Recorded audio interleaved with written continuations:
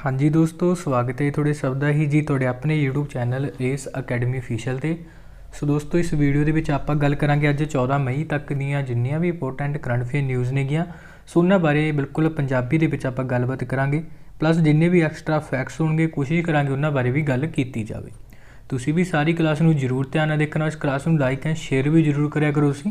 बाकी अगर किसी ने भी इस क्लास की PDF लैनी आ तुसीं रेस अकैडमी का एप्लीकेशन जरूर डाउनलोड कर लेना प्ले स्टोर तो, या फिर साडे रेस अकैडमी के टैलीग्राम चैनल पर भी ऐड हो सकते हो।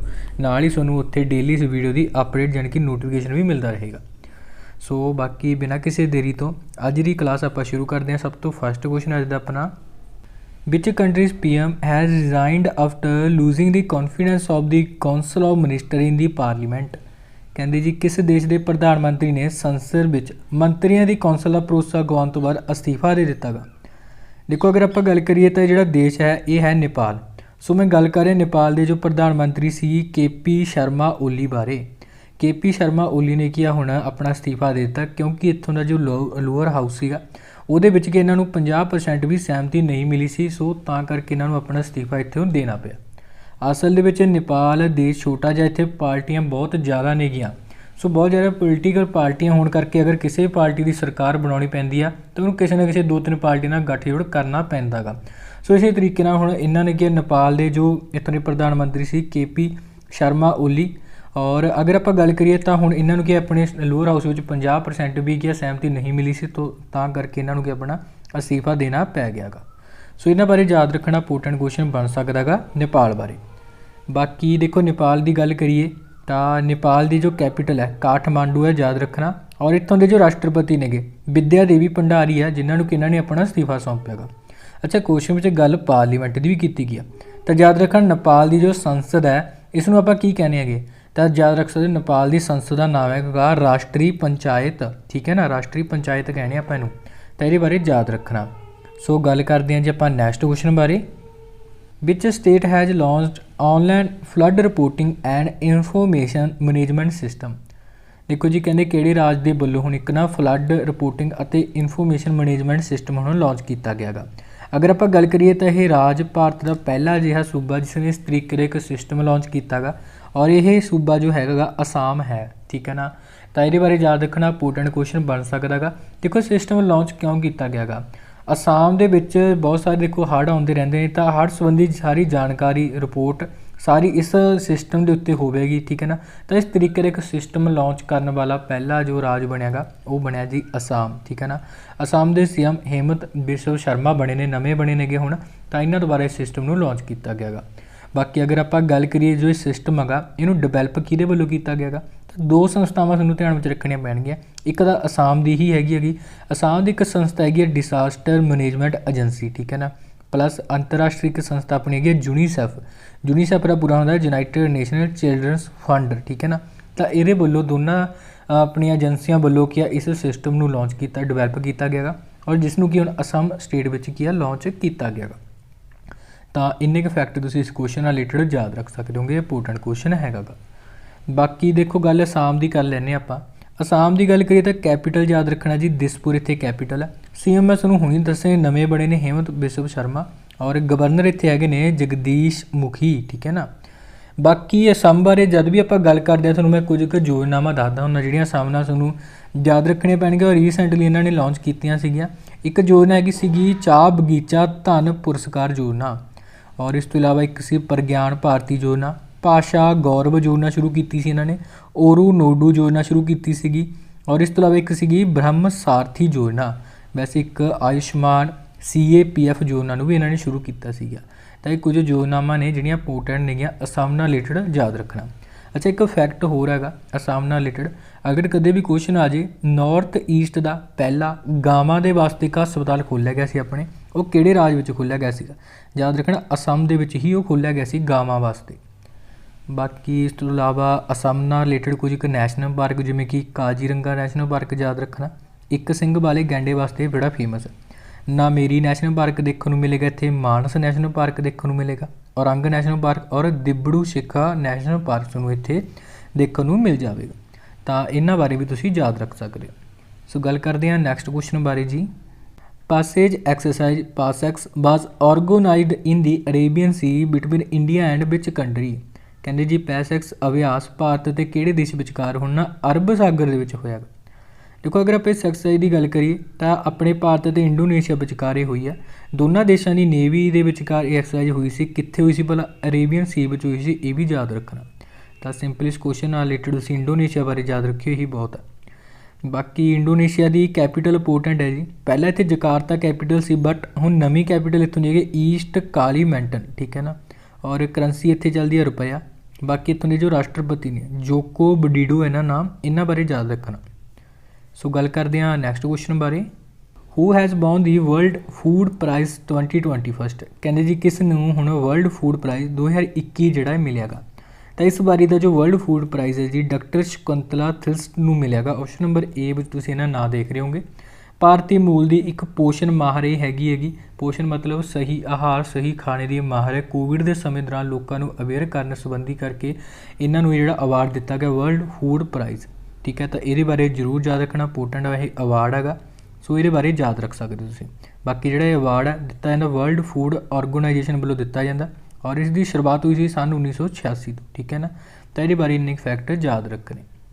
ਬਾਕੀ ਦੇਖੋ ਕੁਐਸਚਨ 'ਚ ਗੱਲ ਨਾ ਫੂਡ ਦੀ ਆਈ ਆ, ਤਾਂ ਫੂਡ ਨਾਲ ਰਿਲੇਟਡ ਤੁਸੀਂ ਇੱਕ ਫੈਕਟ ਯਾਦ ਰੱਖ ਸਕਦੇ ਹੋ ਵੀ ਵਰਲਡ ਫੂਡ ਡੇ ਹਰ ਸਾਲ 16 ਅਕਤੂਬਰ ਨੂੰ ਮਨਾਇਆ ਜਾਂਦਾ ਗਾ, ਠੀਕ ਹੈ ਨਾ। ਤਾਂ ਇਹ ਡੇ ਤੁਸੀਂ ਯਾਦ ਰੱਖ ਸਕਦੇ ਹੋ ਇਸ ਨਾਲ ਰਿਲੇਟਡ। ਬਾਕੀ ਆਪਾਂ ਉਧਰ ਆਪਸ਼ਨ ਬਾਰੇ ਗੱਲ ਕਰ ਲੈਂਦੇ ਹਾਂ, ਜਿਵੇਂ ਡਾਕਟਰ ਤਾਹਿਰਾ ਕੁਤਬਦੀਨ, ਕੱਲ੍ਹ ਹੀ ਆਪਾਂ ਇਹਨਾਂ ਬਾਰੇ ਗੱਲ ਕਰਕੇ ਹਟੇ ਹਾਂ। ਇਹਨਾਂ ਨੂੰ ਹੁਣ 15ਵੇਂ ਨੰਬਰ ਦਾ ਸ਼ੇਖ ਜਾਇਦ ਬੁੱਕ ਅਵਾਰਡ ਮਿਲਿਆ ਸੀਗਾ, ਠੀਕ ਹੈ ਨਾ। ਇਹਨਾਂ ਬਾਰੇ ਤੁਸੀਂ ਯਾਦ ਰੱਖਣਾ। ਬਾਕੀ ਇਸ ਤੋਂ ਇਲਾਵਾ ਅਨੁਪਮ ਖੇਰ ਬਾਰੇ ਵੀ ਆਪਾਂ ਗੱਲ ਕੀਤੀ ਸੀਗੀ। ਤਾਂ ਇਹਨਾਂ ਨੂੰ ਬੈਸਟ ਐਕਟਰ ਦਾ ਅਵਾਰਡ ਮਿਲਿਆ ਸੀ ਨਿਊਯਾਰਕ ਇੰਟਰਨੈਸ਼ਨਲ ਫਿਲਮ ਫੈਸਟੀਵਲ ਦੇ ਵਿੱਚ ਇਹਨਾਂ ਦੀ ਸ਼ਾਰਟ ਮੂਵੀ ਹੈਪੀ ਬਰਥਡੇ ਕਰਕੇ। ਨਿਓਮੀ ਸਾਕਾ ਬਾਰੇ ਵੀ ਇੰਪੋਰਟੈਂਟ ਹੈ ਵੈਸੇ ਤਾਂ, ਕਿਉਂਕਿ ਇਹਨਾਂ ਨੂੰ ਰੀਸੈਂਟਲੀ ਲੋਰੀਅਸ ਵਰਲਡ ਸਪੋਰਟਸ ਅਵਾਰਡ ਮਿਲਿਆ ਫੀਮੇਲ ਕੈਟਾਗਰੀ ਵਿੱਚ। ਮੇਲ ਕੈਟਾਗਰੀ ਵਿੱਚ ਉਹ ਅਵਾਰਡ ਮਿਲਿਆਗਾ ਰਾਫੇਲ ਨਡਾਲ ਨੂੰ, ਠੀਕ ਹੈ ਨਾ। ਅਤੇ ਇਹਦੇ ਬਾਰੇ ਵੀ ਯਾਦ ਰੱਖਣਾ। ਸੋ ਗੱਲ ਕਰਦੇ ਹਾਂ ਨੈਕਸਟ ਕੁਐਸਚਨ ਬਾਰੇ। SpaceX has announced the acceptance of the which cryptocurrency as a payment to launch DOS 1 mission? ਕਹਿੰਦੇ ਜੀ SpaceX ਨੇ DOS 1 ਮਿਸ਼ਨ ਨੂੰ ਸ਼ੁਰੂ ਕਰਨ ਲਈ ਭੁਗਤਾਨ ਦੇ ਰੂਪ ਵਿੱਚ ਕਿਸ ਕ੍ਰਿਪਟੋ ਕਰੰਸੀ ਦੀ ਸਵੀਕ੍ਰਿਤੀ ਦਾ ਐਲਾਨ ਕੀਤਾ ਗਾ। ਅਸਲ ਵਿੱਚ ਦੇਖੋ SpaceX ਆਪਾਂ ਨੂੰ ਪਤਾ ਐਲਨ ਮਸਕ ਦੀ ਜੋ ਇੱਕ ਸਪੇਸ ਕੰਪਨੀ ਹੈਗੀ ਆ ਔਰ ਇਹਦੇ ਵੱਲੋਂ ਜੋ ਇਹ ਮਿਸ਼ਨ ਲਾਂਚ ਕਰਨਾ ਗਾ ਸਾਲ 2022 ਤੱਕ ਇਹ ਮਿਸ਼ਨ ਲਾਂਚ ਕਰਨਗੇ। ਇੱਕ ਮੂਨ ਮਿਸ਼ਨ ਹੈਗਾ ਇਹ, ਠੀਕ ਹੈ ਨਾ। ਔਰ ਇਹਦੇ ਵਿੱਚ ਜੋ ਵੀ ਮਤਲਬ ਪੇਮੈਂਟ ਵਗੈਰਾ ਇਹ ਯੂਜ਼ ਕਰਨਗੇ ਕ੍ਰਿਪਟੋ ਕਰੰਸੀ ਦੇ ਰੂਪ ਵਿੱਚ। ਔਰ ਗੱਲ ਕੀਤੀ ਹੈ ਕਿਹੜੀ ਕ੍ਰਿਪਟੋ ਕਰੰਸੀ ਦੀ ਯੂਜ਼ ਕਰਨਗੇ ਇਹ, ਤਾਂ ਇੱਥੇ ਆਪਣਾ ਆਪਸ਼ਨ ਨੰਬਰ ਸੀ ਰਾਈਟ ਆਨਸਰ ਹੋਏਗਾ। ਯਾਦ ਰੱਖਣਾ ਜੀ ਡੋਗ ਕੋਇਨ ਦਾ ਯੂਜ਼ ਕੀਤਾ ਜਾਵੇਗਾ। ਇੱਕ ਤਰੀਕੇ ਦੀ ਡਿਜੀਟਲ ਕਰੰਸੀ ਆ ਔਰ ਖਾਸ ਕਰਕੇ ਕੁਐਸਚਨ ਤਾਂ ਵੀ ਇੰਪੋਰਟੈਂਟ ਹੈ ਕਿਉਂਕਿ ਪਹਿਲੀ ਵਾਰ ਕਿਸੇ ਸਪੇਸ ਮਿਸ਼ਨ ਦੇ ਵਿੱਚ ਇਸ ਤਰੀਕੇ ਨਾਲ ਡਿਜੀਟਲ ਕਰੰਸੀ ਦਾ ਯੂਜ਼ ਕੀਤਾ ਜਾ ਰਿਹਾ ਹੈਗਾ, ਠੀਕ ਹੈ ਨਾ। ਤਾਂ ਇਹਦੇ ਬਾਰੇ ਯਾਦ ਰੱਖਣਾ, ਇੰਪੋਰਟੈਂਟ ਕੁਐਸਚਨ ਆਪਣੇ ਲਈ ਬਣ ਸਕਦਾ ਹੈਗਾ। ਬਾਕੀ ਇਸ ਤੋਂ ਇਲਾਵਾ ਦੇਖੋ ਗੱਲ ਕੁਐਸਚਨ ਵਿੱਚ ਨਾ ਕ੍ਰਿਪਟੋ ਕਰੰਸੀ ਦੀ ਕੀਤੀ ਗਈ ਆ। ਕ੍ਰਿਪਟੋ ਕਰੰਸੀ ਕੀ ਹੁੰਦੀ ਕੀ ਆ ਭਲਾ? ਤਾਂ ਇੱਕ ਡਿਜੀਟਲ ਕਰੰਸੀ ਹੁੰਦੀ ਹੈਗੀ। ਇੱਥੇ ਵੀ ਕੁਝ ਆਪਣੇ ਇੰਪੋਰਟੈਂਟ ਫੈਕਟ ਨੇਗੇ। ਆਪਾਂ ਪਹਿਲਾਂ ਵੀ ਕਈ ਕੁਐਸਚਨ ਕ੍ਰਿਪਟੋ ਕਰੰਸੀ ਨਾਲ ਪੜ੍ਹ ਕੇ ਹਟੇ ਹਾਂ ਥੋੜ੍ਹੇ ਦਿਨ ਪਹਿਲਾਂ, ਅਗਰ ਤੁਹਾਡੇ ਯਾਦ ਹੋਣ। ਗੱਲ ਕਰੀਏ ਆਪਣੀ ਦੁਨੀਆ ਦੀ ਸਭ ਤੋਂ ਪਹਿਲੀ ਕ੍ਰਿਪਟੋ ਕਰੰਸੀ ਹੈ ਜਿਹੜੀ ਉਹ ਕਿਹੜੀ ਸੀ, ਜਾਣੀ ਕਿ ਡਿਜੀਟਲ ਕਰੰਸੀ ਕਿਹੜੀ ਆਈ ਸੀਗੀ? ਤਾਂ ਆਪਾਂ ਨੂੰ ਪਤਾ ਬਿਟਕੋਇਨ ਆਏ ਸੀਗੇ, ਤੁਸੀਂ ਜ਼ਰੂਰ ਯਾਦ ਰੱਖਣਾ। ਬਿਟਕੋਇਨ ਦੇ ਫਾਊਂਡਰ ਕੌਣ ਨੇ ਭਲਾ? ਤਾਂ ਯਾਦ ਰੱਖਣਾ ਸਤੋਸ਼ੀ ਨਾਕਾਮੋਟੋ ਨੇਗੇ ਜਿਹੜੇ ਕਿ ਜਾਪਾਨ ਤੋਂ ਨੇ ਵਿਅਕਤੀ। ਬਾਕੀ ਇਸ ਤੋਂ ਇਲਾਵਾ ਕ੍ਰਿਪਟੋ ਕਰੰਸੀ ਨਾਲ ਇੱਕ ਫੈਕਟ ਹੋਰ ਯਾਦ ਰੱਖਣਾ, ਫੇਸਬੁੱਕ ਨੇ ਵੀ ਆਪਣੀ ਨਾ ਇੱਕ ਲਿਬਰਾ ਨਾਂ ਦੀ ਕ੍ਰਿਪਟੋ ਕਰੰਸੀ ਲਾਂਚ ਕੀਤੀ ਸੀ, ਬਟ ਉਹਨਾਂ ਨੇ ਲਿਬਰਾ ਦਾ ਨਾਮ ਹੁਣ ਚੇਂਜ ਕਰਕੇ ਡਾਈਮ ਰੱਖ ਦਿੱਤਾ, ਇਹ ਯਾਦ ਰੱਖਣਾ। ਬਾਕੀ ਆਪਾਂ ਨੇ ਥੋੜ੍ਹੇ ਦਿਨ ਪਹਿਲਾਂ ਕੁਐਸਚਨ ਵੀ ਪੜ੍ਹਿਆ ਸੀ UK ਯੂਨਾਈਟਿਡ ਕਿੰਗਡਮ ਵੀ ਆਪਣੀ ਇੱਕ ਕ੍ਰਿਪਟੋ ਕਰੰਸੀ ਡਿਵੈਲਪ ਕਰ ਰਿਹਾ ਹੈਗਾ ਔਰ ਜਿਹਦਾ ਨਾਂ ਹੋਣ ਵਾਲਾ ਹੈਗਾ ਬਿਟਕੋਇਨ, ਠੀਕ ਹੈ ਨਾ। ਇਹਦੇ ਬਾਰੇ ਯਾਦ ਰੱਖਣਾ। ਬਾਕੀ ਇੱਕ ਕੁਐਸਚਨ ਆਪਣੇ ਖੈਰ ਹੋਰ ਪੜ੍ਹਿਆ ਸੀਗਾ, ਕਿਹੜੀ ਕੰਟਰੀ ਨੇ ਰੀਸੈਂਟਲੀ ਆਪਣੇ ਦੇਸ਼ ਵਿੱਚੋਂ ਕ੍ਰਿਪਟੋ ਕਰੰਸੀ ਨੂੰ ਬੈਨ ਕਰ ਦਿੱਤਾ? ਤਾਂ ਯਾਦ ਰੱਖਣਾ ਟਰਕੀ ਕੰਟਰੀ ਨੇ ਬੈਨ ਕੀਤਾ ਗਾ, ਠੀਕ ਹੈ ਨਾ। ਤਾਂ ਇਹ ਸਾਰੇ ਫੈਕਟਸ ਨੂੰ ਮੈਂ ਕ੍ਰਿਪਟੋ ਕਰੰਸੀ ਨਾਲ ਦੱਸੇ ਨੇ ਜਿਹੜੇ ਕਿ ਰੀਸੈਂਟਲੀ ਆਪਣੇ ਹੈਗੇ ਸੀ ਨਿਊਜ਼ ਵਿੱਚ, ਠੀਕ ਹੈ ਜੀ। ਤਾਂ ਇਹਨਾਂ ਬਾਰੇ ਵੀ ਤੁਸੀਂ ਜ਼ਰੂਰ ਯਾਦ ਰੱਖਣਾ। ਬਾਕੀ ਦੇਖੋ SpaceX ਵੀ ਹੈਗਾ ਆਪਣੇ। SpaceX ਬਾਰੇ ਗੱਲ ਕਰੀਏ ਤਾਂ ਐਲਨ ਮਸਕ ਦੀ ਇਹ ਕੰਪਨੀ ਹੈ ਔਰ ਇਹਦੀ ਸਥਾਪਨਾ ਹੋਈ ਸੀ ਸੰਨ 2002 ਦੇ ਵਿੱਚ। ਬਾਕੀ ਇਹਦਾ ਜਿਹੜਾ ਹੈੱਡਕੁਆਟਰ ਤੁਹਾਨੂੰ ਕੈਲੀਫੋਰਨੀਆ ਵਿੱਚ ਦੇਖਣ ਨੂੰ ਮਿਲ ਜਾਵੇਗਾ। ਸੋ ਗੱਲ ਕਰਦੇ ਹਾਂ ਨੈਕਸਟ ਕੁਐਸਚਨ ਬਾਰੇ। RBI constituted advisory group headed by whom to the assist second regulation review authority 2.0? ਦੇਖੋ ਜੀ ਕਹਿੰਦੇ RBI ਦੇ ਵੱਲੋਂ ਆਪਣੀ ਦੂਜੀ ਰੈਗੂਲੇਸ਼ਨ ਰਿਵਿਊ ਅਥਾਰਟੀ 2.0 ਦੀ ਸਹਾਇਤਾ ਲਈ ਕਿਸ ਦੀ ਅਗਵਾਈ ਵਿੱਚ ਸਲਾਹਕਾਰ ਸਮੂਹ ਗਠਿਤ ਕੀਤਾ ਗਾ। ਅਸਲ ਵਿੱਚ ਨਾ ਇਹ ਆਰਬੀਆਈ ਵੱਲੋਂ ਇੱਕ ਰੈਗੂਲੇਸ਼ਨ ਰਿਵਿਊ ਅਥਾਰਟੀ ਬਣਾਈ ਗਈ ਸੀ ਸਭ ਤੋਂ ਪਹਿਲਾਂ ਸਨ 1999 ਦੇ ਵਿੱਚ, ਠੀਕ ਹੈ ਨਾ। ਤੇ ਇਸੇ ਤਰੀਕੇ ਨਾਲ ਹੁਣ ਦੁਬਾਰਾ ਇੱਕ ਹੋਰ ਅਥਾਰਟੀ ਬਣਾਈ ਗਈ ਹੈ ਸੈਕਿੰਡ, ਔਰ ਆਪਾਂ ਨੇ ਦੱਸਣਾ ਵੀ ਦੁਬਾਰੇ ਜੋ ਇੱਕ ਕਮੇਟੀ ਬਣੀ ਹੈਗੀ ਤਾਂ ਇਹਦੇ ਹੈੱਡ ਕੌਣ ਨੇਗੇ। ਤਾਂ ਆਰਬੀਆਈ ਦੇ ਵੱਲੋਂ ਐਸ ਜਾਨਕੀ ਰਮਨ ਨੂੰ ਇਹਦੇ ਹੈੱਡ ਚੁਣਿਆ ਗਿਆ। ਆਪਸ਼ਨ ਨੰਬਰ ਬੀ ਵਿੱਚ ਤੁਸੀਂ ਇਹਨਾਂ ਨਾਂ ਦੇਖ ਰਹੇ ਹੋਗੇ। ਤਾਂ ਇਹਨਾਂ ਬਾਰੇ ਯਾਦ ਰੱਖਣਾ। ਵੈਸੇ ਕਈਆਂ ਨੇ ਐਸ ਜਾਨਕੀ ਰਮਨ ਦਾ ਨਾਂ ਸੁਣਿਆ ਹੋਣਾ, ਇਹ ਕੌਣ ਨੇ ਭਲਾ। ਤਾਂ ਯਾਦ ਰੱਖਣਾ ਐਟ ਪ੍ਰੈਂਟ SBI ਬੈਂਕ ਦੇ ਮੈਨੇਜਿੰਗ ਡਾਇਰੈਕਟਰ ਨੇਗੇ ਇਹ, ਔਰ ਜਿਨ੍ਹਾਂ ਨੂੰ ਕਿ ਅਗਲੇ 1 ਸਾਲ ਵਾਸਤੇ ਇਸ ਅਥਾਰਟੀ ਦੇ ਗਿਆ ਹੈੱਡ ਚੁਣਿਆ ਗਾ RBI ਨੇ। ਤਾਂ ਇਹਨਾਂ ਨਾਂ ਵੀ ਆਪਣੇ ਆਪ ਵਿੱਚ ਵੈਸੇ ਇੰਪੋਰਟੈਂਟ ਹੈ, ਸੋ ਜ਼ਰੂਰ ਯਾਦ ਰੱਖਣਾ ਇਹਨਾਂ ਬਾਰੇ। ਬਾਕੀ ਇਸ ਤੋਂ ਇਲਾਵਾ ਗੱਲ ਦੇਖੋ RBI ਦੀ ਕਰੀਏ। Reserve Bank of India Bharat ਦਾ ਕੇਂਦਰੀ ਬੈਂਕ ਹੈਗਾ। ਸਥਾਪਨਾ ਦੀ 1 ਅਪ੍ਰੈਲ 1935 ਨੂੰ ਹੋਈ ਸੀ, ਯਾਦ ਰੱਖਣਾ। ਔਰ ਗਵਰਨਰ ਕੌਣ ਹੈ ਇਹਦੇ ਭਲਾ, ਸ਼ਕਤੀਕਾਂਤ ਦਾਸ ਬਣੇ ਹੋਏ ਨੇ। 25ਵੇਂ ਨੰਬਰ ਦੇ RBI ਦੇ ਹੁਣ ਗਵਰਨਰ ਨੇ। ਵੈਸੇ ਇਹ ਤਾਂ ਗਵਰਨਰ ਹੋ ਗਏ। ਗੱਲ ਕਰਾਂ ਡਿਪਟੀ ਗਵਰਨਰ ਕੌਣ ਨੇ, ਤਾਂ ਤੁਹਾਨੂੰ ਮੈਂ ਪਹਿਲਾਂ ਵੀ ਕਈ ਵਾਰੀ ਦੱਸਿਆ RBI ਦੇ 4 ਡਿਪਟੀ ਗਵਰਨਰ ਹੁੰਦੇ ਨੇ, ਔਰ ਉਹਨਾਂ ਦੇ ਵਿੱਚੋਂ ਜਿਹੜੇ ਇੱਕ ਡਿਪਟੀ ਗਵਰਨਰ ਸੀ ਰਿਟਾਇਰ ਹੋਏ ਸੀ ਪਿੱਛੇ ਜੇ, ਔਰ ਉਹਨਾਂ ਦੀ ਥਾਂ 'ਤੇ ਨਵੇਂ ਚੁਣੇ ਗਏ ਨੇ। BP ਕਨੂੰਗੋ ਅਸਲ ਵਿੱਚ ਰਿਟਾਇਰ ਹੋਏ ਸੀਗੇ, ਔਰ ਉਹਨਾਂ ਦੀ ਥਾਂ 'ਤੇ T Ravi Shankar, option number D ਵਿੱਚ ਤੁਸੀਂ ਇਹਨਾਂ ਨਾਂ ਦੇਖ ਰਹੇ ਹੋਗੇ। ਇਹ ਨਵੇਂ ਇੱਥੋਂ ਦੇ ਡਿਪਟੀ ਗਵਰਨਰ ਬਣੇ ਨੇ RBI ਦੇ ਪਹਿਲੇ, ਠੀਕ ਹੈ ਨਾ। ਔਰ ਇਸ ਤੋਂ ਇਲਾਵਾ ਹੁਣ 3 ਹੋਰ ਕਿਹੜੇ ਨੇਗੇ ਯਾਦ ਰੱਖਣਾ। ਇੱਕ ਤਾਂ ਹੈਗੇ ਨੇ ਮਾਈਕਲ ਪਾਤਰਾ, M ਰਾਜੇਸ਼ਵਰ ਰਾਓ ਨੇ, ਔਰ ਇਸ ਤੋਂ ਇਲਾਵਾ ਇੱਕ MK ਜੈਨ ਨੇਗੇ, ਠੀਕ ਹੈ ਨਾ। ਤਾਂ ਇਹਨਾਂ ਚਾਰਾਂ ਦੇ ਨਾਮ ਤੁਹਾਡੇ ਯਾਦ ਹੋਣੇ ਚਾਹੀਦੇ ਨੇ। ਬਾਕੀ ਇਸ ਤੋਂ ਇਲਾਵਾ ਆਪਸ਼ਨ ਨੰਬਰ A ਬਾਰੇ ਗੱਲ ਕਰ ਲੈਂਦੇ ਹਾਂ। ਅਮਿਤ ਬੈਨਰਜੀ ਕੌਣ ਹੈ ਭਲਾ, ਤਾਂ ਰੀਸੈਂਟਲੀ ਆਪਾਂ ਨੇ ਪੜ੍ਹਿਆ ਸੀਗਾ BEML ਦੇ ਚੇਅਰਮੈਨ ਬਣੇ ਨੇ। BEML ਮਤਲਬ ਭਾਰਤ ਅਰਥ ਮੂਵਰ ਲਿਮਟਿਡ।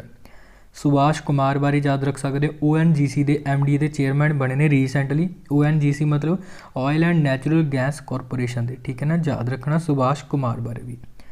ਤਾਂ ਗੱਲ ਕਰਦੇ ਹਾਂ ਨੈਕਸਟ ਕੁਐਸਚਨ ਬਾਰੇ ਜੀ।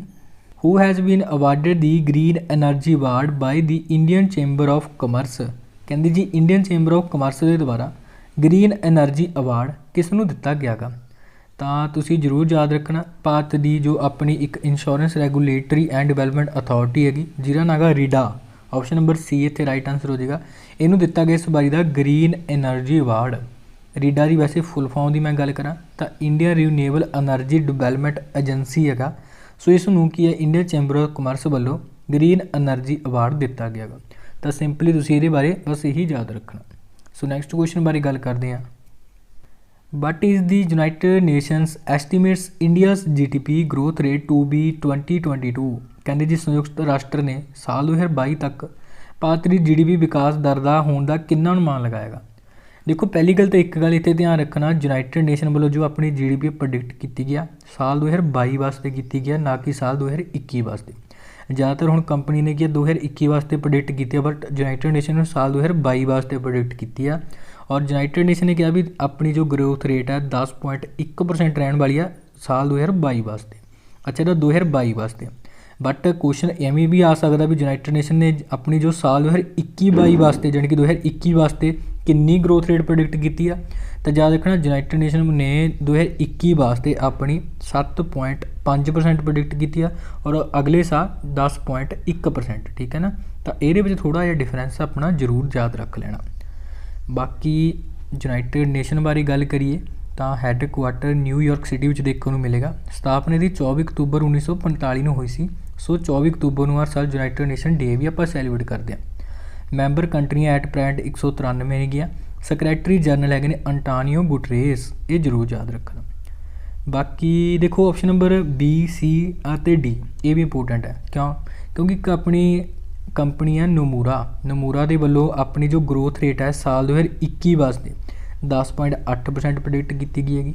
ਇਸੇ ਤਰੀਕੇ ਨਾਲ ਏਸ਼ੀਅਨ ਡਿਵੈਲਪਮੈਂਟ ਬੈਂਕ ਦੀ ਮੈਂ ਗੱਲ ਕਰਾਂ ਤਾਂ ਉਸਨੇ ਵੀ ਸਾਲ 2021 ਵਾਸਤੇ ਆਪਣੀ ਗਰੋਥ ਰੇਟ 11% ਪ੍ਰੈਡਿਕਟ ਕੀਤੀ ਆ। ਔਰ ਇਸੇ ਤਰੀਕੇ ਨਾਲ ਆਪਣੀ ਇੱਕ ਫਿਚ ਸੋਲਿਊਸ਼ਨ ਕੰਪਨੀ ਆ ਉਸ ਦੇ ਵੱਲੋਂ 9.5% ਪ੍ਰੈਡਿਕਟ ਕੀਤੀ ਗਈ। ਤਾਂ ਇਹ ਕੁਝ ਇੰਪੋਰਟੈਂਟ ਕੰਪਨੀਜ਼ ਦੁਆਰਾ ਜੋ ਆਪਣੀ ਗਰੋਥ ਰੇਟ ਪ੍ਰੈਡਿਕਟ ਕੀਤੀ ਗਈ ਸੀ, ਸੋ ਮੈਂ ਉਹਨਾਂ ਬਾਰੇ ਤੁਹਾਨੂੰ ਦੱਸਿਆਗਾ। ਤਾਂ ਇਹਨਾਂ ਬਾਰੇ ਜ਼ਰੂਰ ਯਾਦ ਰੱਖ ਲੈਣਾ। ਸੋ ਗੱਲ ਕਰਦੇ ਹਾਂ ਜੀ ਇਸ ਤੋਂ ਬਾਅਦ ਜੋ ਤੁਹਾਡੇ ਵਾਸਤੇ ਪ੍ਰਸ਼ਨ ਅੱਜ ਦੀ class the. So I hope ਤੁਹਾਨੂੰ ਕਲਾਸ ਵਧੀਆ ਲੱਗੀ ਹੋਏਗੀ ਜੀ। ਕਲਾਸ ਨੂੰ ਲਾਈਕ ਐਂਡ ਸ਼ੇਅਰ ਜ਼ਰੂਰ ਕਰਨਾ, ਔਰ ਇਸ ਦਾ ਰਾਈਟ ਆਨਸਰ ਸਭ ਨੇ ਹੀ ਜ਼ਰੂਰ ਦੱਸਣਾ। ਤਾਂ ਤੁਹਾਡੇ ਲਈ ਪ੍ਰਸ਼ਨ ਹੈ ਜੀ, who has been chosen by ICC as the best male cricketer for the month of April 2021। ਕਹਿੰਦੇ ਜੀ ਅਪ੍ਰੈਲ 2021 ਮਹੀਨੇ ਲਈ ICC ਵੱਲੋਂ ਸਰਵੋਤਮ ਪੁਰਸ਼ ਕ੍ਰਿਕਟਰ ਕਿਸ ਨੂੰ ਚੁਣਿਆ ਗਿਆ। ਤਾਂ ਕਿਸ ਨੂੰ ਚੁਣਿਆ ਗਿਆ ਉਹਦੇ ਬਾਰੇ ਦੱਸਣਾ। क्वेश्चन में गल की मेल प्लेयर की, तो तुसीं फीमेल प्लेयर बारे भी दसना, बाकी हो सके तो ICC बारे भी तुसीं जरूर लिख सकते हो। ठीक है जी। सो ओके जी, धन्यवाद, टेक केयर।